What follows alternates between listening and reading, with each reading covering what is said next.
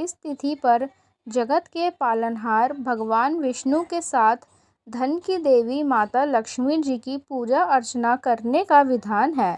साथ ही जीवन में सुख शांति के लिए व्रत भी किया जाता है। मान्यता है कि साधक को पापमोचनी एकादशी का व्रत पूर्ण फल कथा का पाठ करने से प्राप्त होता है।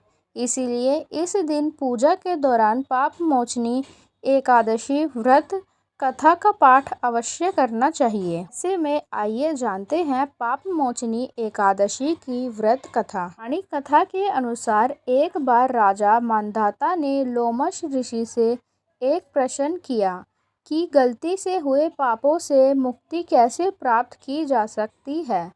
तो ऐसे में लोमश ऋषि ने पापमोचनी एकादशी व्रत कथा के बारे में बताया। कथा के अनुसार एक बार च्यवन ऋषि के पुत्र मेधावी वन में तपस्या कर रहे थे। तभी वहां से एक अप्सरा जा रही थी जिसका नाम मंजूषा था। उसकी नज़र मेधावी पर पड़ी और वह उसे देखकर मोहित हो गई। पश्चात मंजूषा ने मेधावी को अपनी तरफ आकर्षित करने के कई प्रयास किए। इस कार्य की मदद के लिए कामदेव भी सामने आ गए।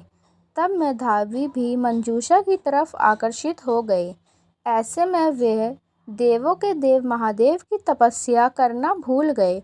कुछ समय निकल जाने के बाद मेधावी को अपनी गलती का एहसास हुआ तो उन्होंने मंजूषा को दोषी मानते हुए उन्हें पिशाचिनी होने का श्राप दिया, जिससे अप्सरा अधिक दुखी हुई। बाद अप्सरा ने मेधावी से माफ़ी मांगी और इस बात को सुनकर मेधावी ने मंजूषा को चैत्र माह की पापमोचनी एकादशी व्रत के बारे में बताया।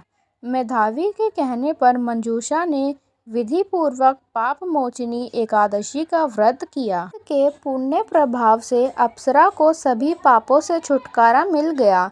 इस एकादशी व्रत के प्रभाव से मंजूषा दोबारा से अप्सरा बन गई और स्वर्ग में वापस चली गई। मंजूषा के बाद मेधावी ने भी पापमोचनी एकादशी का व्रत किया और अपने पापों को दूर किया। ऐसी और धार्मिक कथाओं और कहानियों के लिए हमारे चैनल को सब्सक्राइब करें। धन्यवाद।